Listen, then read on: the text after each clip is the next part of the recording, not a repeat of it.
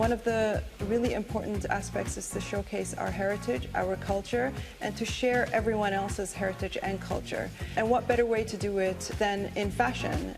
People donate the ingredients for food, and that's giving an opportunity for people to donate what they love, because it's a value in our religion also.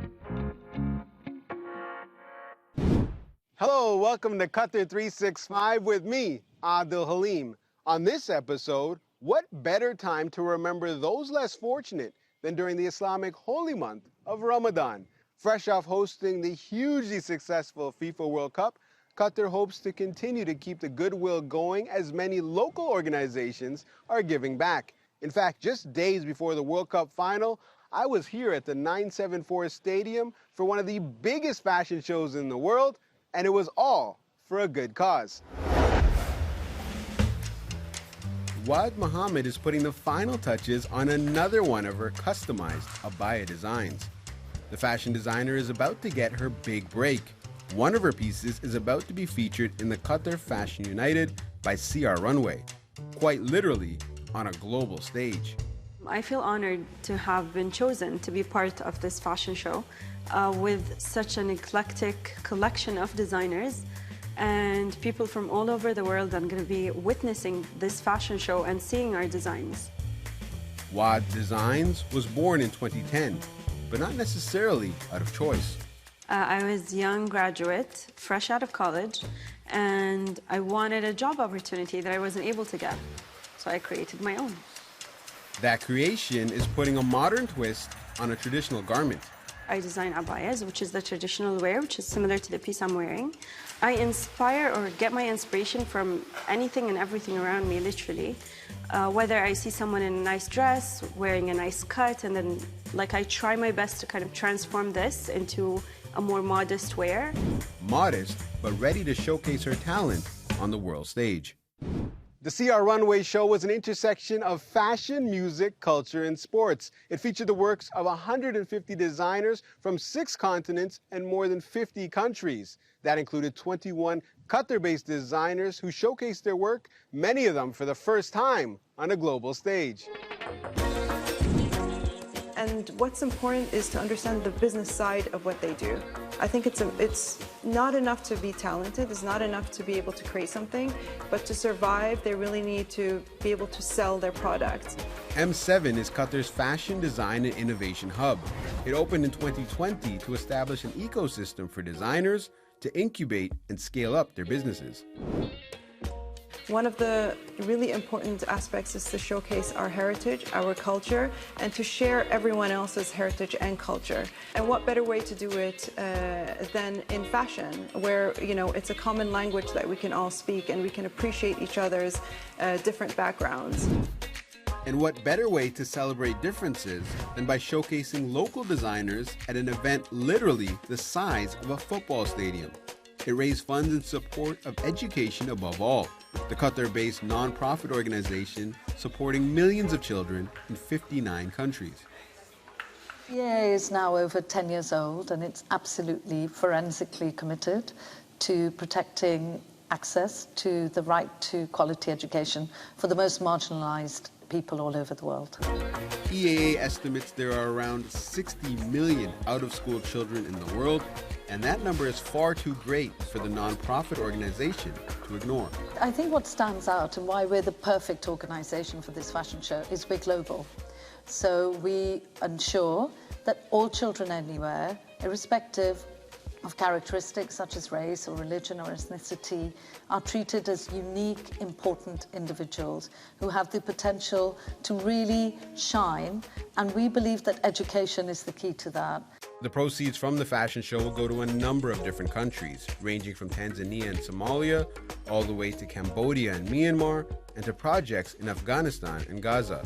A perfect fit in line with Wad Design's vision. At the end of every year, we do a charity event. It ticked all the boxes, Literally, this fashion show ticked all the boxes for me. It also ticked all the boxes for the 20,000 plus in attendance for the sold-out show that transcended borders. The United Nations says damages from the devastating earthquakes that struck Turkey and northern Syria will exceed $100 billion. Soon after the first tremors were felt, the Qatar Red Crescent Society quickly mobilized to provide humanitarian aid to the region. On the sidelines of a recent United Nations conference here in Doha, I caught up with Fatima Abdeen, Qatar Red Crescent Society's disaster response specialist, to understand how the organization responded to the catastrophic natural disaster. Fatima, we're at the 5th United Nations Conference on the least developed countries being held in Qatar. Why was it so important for the Qatar Red Crescent to be present here? Firstly, thank you for inviting us in this interview.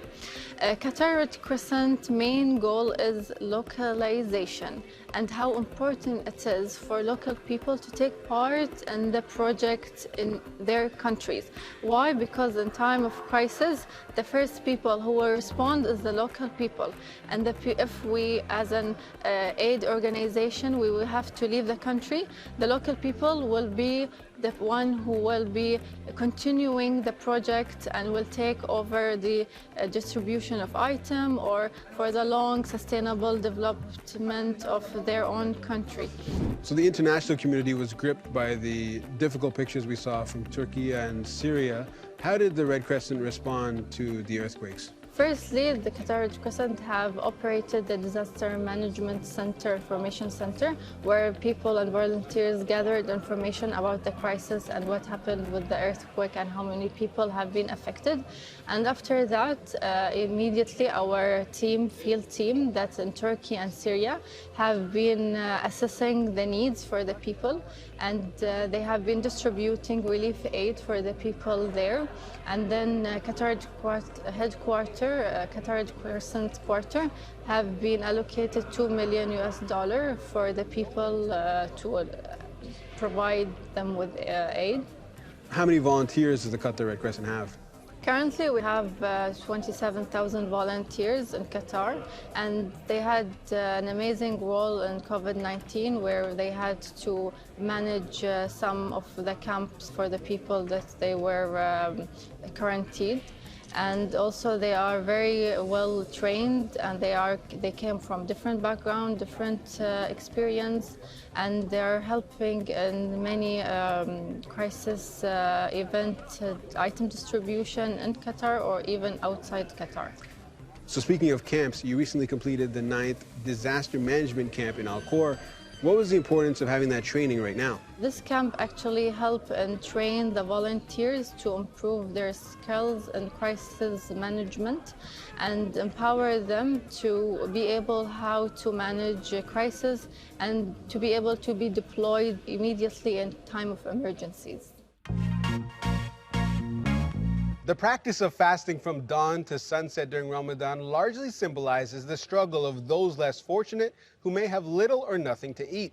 The fasting month is also a strong reminder to never let the poor go hungry.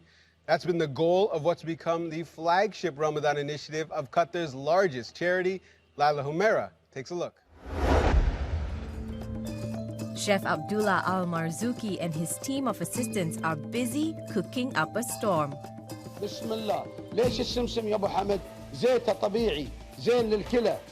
They're preparing iftar meals for those in need as part of Qatar Charities' Charity Kitchen initiative.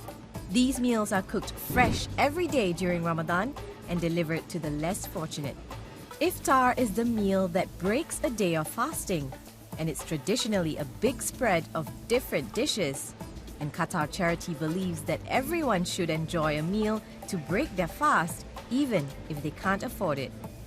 This is the 5th year Chef Abdullah's been involved in Charity Kitchen, and he wants to continue cooking for a cause for as long as needed. I'm cooked deeply from my heart because the reason is first for the religion. This is my message. All the people are equal.